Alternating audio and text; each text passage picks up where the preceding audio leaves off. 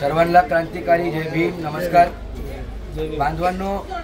आज महात्मा फुलेवाडी कोरबा मिठागर वडाळा या ठिकाणी वडाळा विधानसभेचे 9 वेळेचे आमदार काळीदास कोळंबकर यांनी एक आपली बैठक महात्मा फुलेवाडीमध्ये आयोजित केलेली होती। बैठकीचा संदर्भ होता की येणाऱ्या 23 तारखेला राजा शिवाजी विद्यालय दादर या ठिकाणी या लोकांनी रबरवाला बिल्डरच्या माध्यमातून आणि फ्रॉड कमिटीच्या माध्यमातून जो जीबीआर त्यांनी लावलेला आहे, ज्या जीबीआरला या वडाळ्याच्या जनतेने 10 तारखेला षण्मुखानंदमध्ये मातीत गाडलं, ज्या जीबीआरला या वडाळ्याच्या सर्वसामान्य झोपडीधारकांनी नाकारलं, ज्या जीबीआरच्या विरोधामध्ये कोरबा मिठागर विकास समन्वय समिती आणि सर्व पक्षीय झोपडीधारक एकत्रित या रस्त्यावरती उतरले। आज त्या जीबीआरला गाडल्यानंतर पुन्हा एकदा 23 तारखेला काही अधिकाऱ्यांना मॅनेज करून दबाव तंत्र वापरून या ठिकाणी रबरवाल्यांनी 23 तारखेला तो जीबीआर आयोजित केला। त्या जीबीआरच्या संदर्भामध्ये भ्रम पसरवण्यासाठी म्हणून जागोजागी वेगवेगळ्या वाड्यांमध्ये 12 ठिकाणी काळीदास कोळंबकरांच्या बैठकी लागल्या। अशीच बैठक आज आमच्या महात्मा फुलेवाडी या ठिकाणी लागली। पण या महात्मा फुलेवाडीचे जे नागरिक आम्ही आहोत, माझं स्वतःचं झोपडं, माझ्या वडिलांचं झोपडं या महात्मा फुलेवाडीमध्ये आहे, ते एक झोपडीधारक म्हणून आम्ही त्या ठिकाणी आमदारांना समोरासमोर काही प्रश्न विचारायला गेलो। परंतु जसं आम्हाला त्या ठिकाणी बघितलं, आमदारांनी आपलं भाषण त्या ठिकाणी ठेवून आमदारांनी त्या असणाऱ्या मीटिंगमधून पळ काढला। बांधवांनो, ज्या आमदाराला आमच्या प्रश्नाचे उत्तर देण्याची पण हिम्मत नाहीये, ज्या आमदाराकडे आमच्या एकाही प्रश्नाचं उत्तर नाहीये, ज्या आमदाराला आम्ही म्हटलं की आमदार साहेब आमचे काही झोपडीधारक म्हणून प्रश्न आहे, आम्हाला उत्तर द्या, आम्हाला सांगा बिल्डर कोण आहे, किती भाडं असणार आहे, कोण आहे तुमचा मायबाप, कोण आहे आमचा आर्किटेक्ट, खरंच तो बिल्डर लायकीचा आहे का।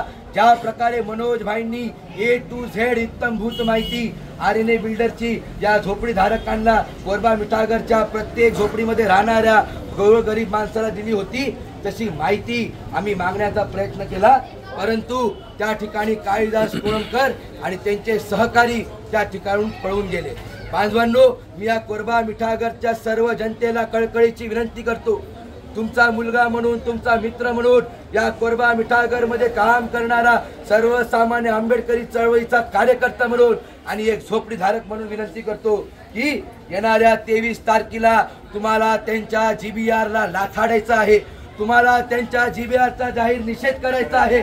तो आमदार गोड गोड गोड गोड बोलतोय, त्यांच्या सोबतचे काही मॅनेज झालेले सोसायटीचे लोक गोड गोड बोलतात, ते आम्हाला वडाळ्याचा विकास करायचा आहे, आम्हाला वडाळ्यामध्ये इमारती उभा करायच्या आहेत। यांना असं काहीच करायचं नाही। फक्त आणि फक्त मनोज भाईंच्या मृत्यूनंतर या कोरबा मिठागरचा धंदा करून इकडची असणारी आंबेडकरी चळवळीचा बाल किल्ला उद्ध्वस्त करून त्या ठिकाणी त्या रबरवाला बिल्डरच्या खिशात या गोरगरिबांची घरं टाकून फक्त निवडक काही 10-15 लोकांचं दलालांचं यांना भलं करायचंय। आज 4377 झोपडे आहेत, त्यापैकी फक्त 1650-1700 पात्र आहेत, बाकीच्यांचं काय याचं बद्दल कोणीच बोलायला तयार नाही। आम्ही कॅम्प लावला, एसआरएच्या अधिकाऱ्यांना सांगितलं की एसआरएच्या अधिकाऱ्यांनी स्वतः कोरबा मिठागरमध्ये या लोकांना भेटा, अपात्र लोकांशी तुम्ही संपर्क करा आणि त्यांना पात्र करा। परंतु तो कॅम्प सुद्धा अधिकाऱ्यांना लावायला या आमदारांनी आणि त्या रबरवाला बिल्डरच्या दलालांनी दिला नाही। मी हात जोडून विनंती करतोय, आज या ठिकाणी तुम्ही बघताय सगळ्याच सर्व पक्षाचे लोक, सगळ्यात सर्वसामान्य झोपडीधारक, त्याला कुठल्याच प्रकारची लालसा नाही। बिल्डरच्या बाजूनी बोलणारे हे सेटल असतात आणि बिल्डरच्या बाजूनी लोकांसाठी भांडणारे हे आंदोलक असतात, एवढं लक्षात ठेवा। हे आंदोलन आपल्या घराचं आहे आणि तुम्हाला 23 तारखेला त्या जीबीआरला लाथाडायचं आहे। तुम्ही जाऊ नका। आमदाराच्या मनामध्ये 1ही रुपयाचं जर इमानदारी असती तर आमदारांनी आमच्या प्रश्नाची उत्तर दिली असती, परंतु ते पळून गेले।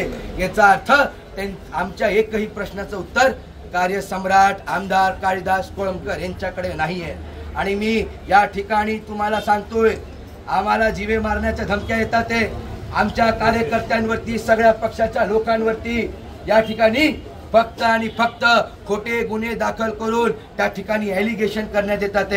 आम्हाला जर उद्या काय बरं वाईट झालं तर त्या ठिकाणी फक्त आणि फक्त काळीदास कोळंबकर रबरवाला बिल्डर आणि मधुकर शिंदे त्या ठिकाणी जबाबदार असणारे हे तुम्हाला सांगतो। हे आंदोलन आम्ही मेलो तरी चालेल, पण या झोपडी धारकांच्या घरांचं हिताचं आंदोलन आम्ही कदापि मागे घेणार नाहीये। आम्ही जोपर्यंत श्वासाश्वास आम्ही लढत राहू एवढंच तुम्हाला सांगतो। 23 तारखेला तुम्ही जाऊ नका, तुमच्या घरांसाठी तुम्ही लढा एवढीच विनंती मी तुम्हाला या ठिकाणी सगळ्यांना